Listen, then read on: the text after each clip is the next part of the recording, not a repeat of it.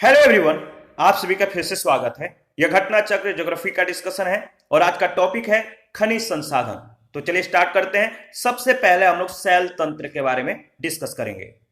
देखिए, भारत जो है अच्छे और विविध प्रकार के खनिज संसाधनों से संपन्न है, परंतु इनका वितरण असमान है। भारत में प्रायद्वीपीय चट्टानों में कोयले, धात्विक खनिज, अवरक व अन्य अनेक अधात्विक खनिजों के अधिकांश भंडार संचित हैं। प्रायद्वीप के पश्चिमी और पूर्वी पार्श्वों पर गुजरात और असम की तलहटी चट्टानों में अधिकांश तेल निक्षेप पाए जाते हैं। प्रायद्वीपीय शैल क्रम के साथ राजस्थान में अनेक अलौह खनिज पाए जाते हैं। उत्तरी भारत के विस्तृत जलोढ़ मैदान आर्थिक महत्व के खनिजों से लगभग विहीन है। ये विभिन्नताएं खनिजों की रचना में अंतर्ग्रस्त भूगर्भिक संरचना, प्रक्रियाओं और समय के कारण है।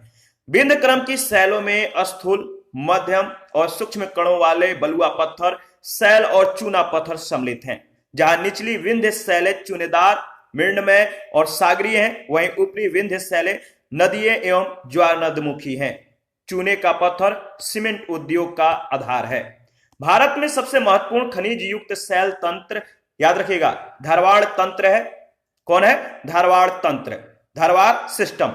यह शिलाएं अत्यधिक धात्विक हैं, जिनमें सोना, लोहा, मैग्नीज, अभ्रक, कोबाल्ट, क्रोमियम, तांबा, टंगस्टन, सीसा आदि खनिज प्राप्त होते हैं। भारत में दक्षिण पूर्व में उत्तर पूर्वी पठारी पट्टी में खनिज संसाधनों के सबसे बड़े भंडार पाए जाते हैं। छोटा नागपुर पठार, दंडकारण्य का पठार और उड़ीसा पठार इसी क्षेत्र में अवस्थित हैं। प्रायद्वीपीय क्षेत्र खनिज संसाधनों के सबसे बड़े भंडार हैं। इसे भारतीय खनिज का हृदय स्थल कहा जाता है।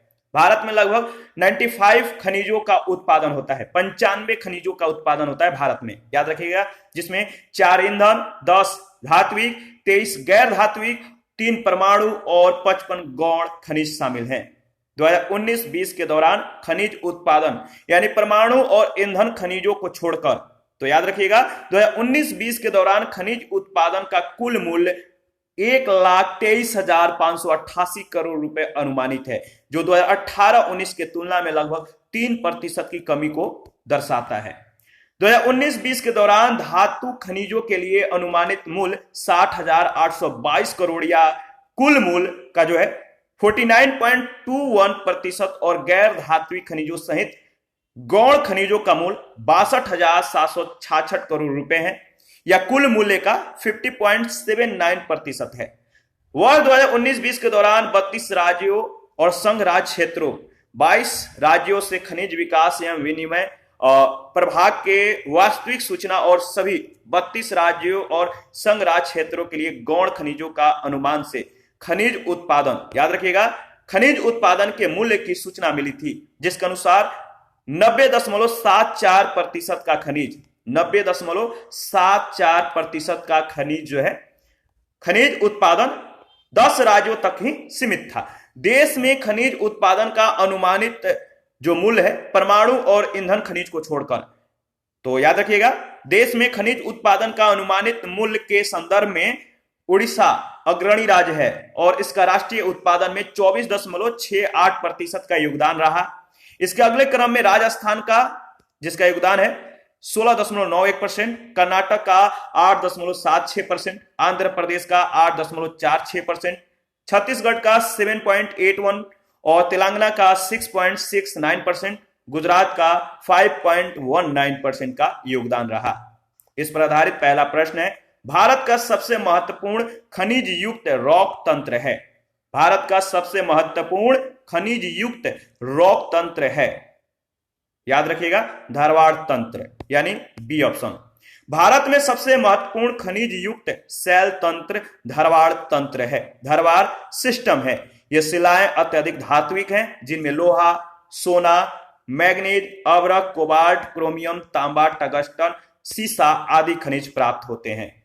सेकंड प्रश्न, निम्नलिखित में से कौन सा शैल समूह भारत में धात्विक खनिजों का प्रमुख स्रोत है? निम्नलिखित में से कौन सा शैल समूह भारत में धात्विक खनिजों का प्रमुख स्रोत है?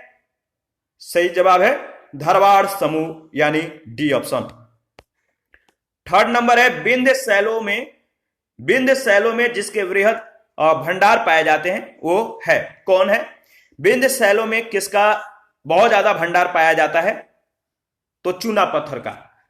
देखिए, विंध्य क्रम की शैलों में स्थूल, मध्य और सूक्ष्म कणों वाले बलुआ पत्थर शैल और चूना पत्थर सम्मिलित हैं, जहां निचली विंध्य शैलें चूनेदार, मृण्मय और सागरीय हैं। वहीं ऊपरी विंध्य शैलें नदीय और ज्वार नदमुखी हैं। चूने का पत्थर सीमेंट उद्योग का आधार है। 4 नंबर है, भारत के निम्न में से किस भाग में खनिज संसाधनों के सबसे बड़े भंडार हैं? भारत के निम्न में से किस भाग में खनिज संसाधनों के सबसे बड़े भंडार हैं?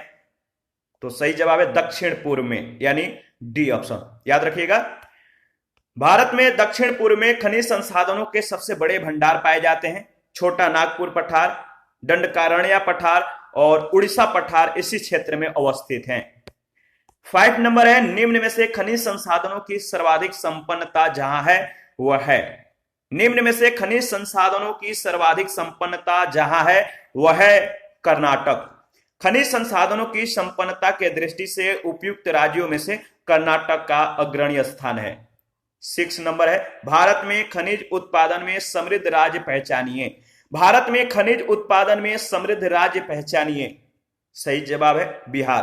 प्रश्न काल में मूल्य की दृष्टि से सबसे बड़ा खनिज उत्पादक राज्य बिहार था।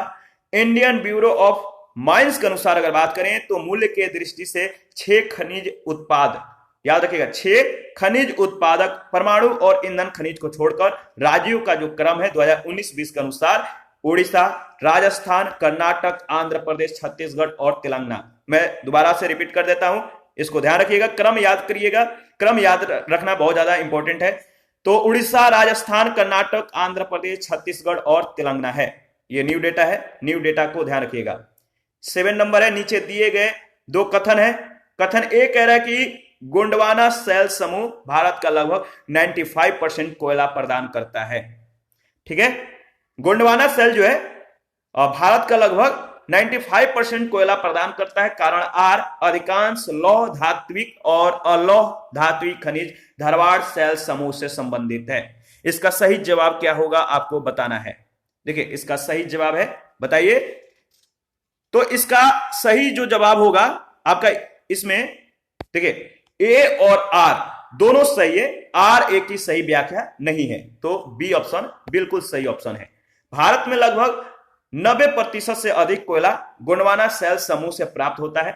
किससे? गोंडवाना सेल समूह से। अधिकांशतः लौह धात्विक और अलौह धात्विक खनिज धारवाड़ सेल तंत्र में पाए जाते हैं। तथ्य और कारण दोनों सही है, किंतु कारण तथ्य की सही व्याख्या नहीं है। ठीक है, तो ध्यान रखना है। और इसी के साथ आज का सेशन समाप्त करते हैं। नेक्स्ट सेशन में अधात्विक खनिज, जिसमें हम लोग लौह अयस्क के बारे में डिस्कस करेंगे। तो मिलते हैं नेक्स्ट सेशन में। आप अपना प्रतिक्रिया जरूर दीजिए।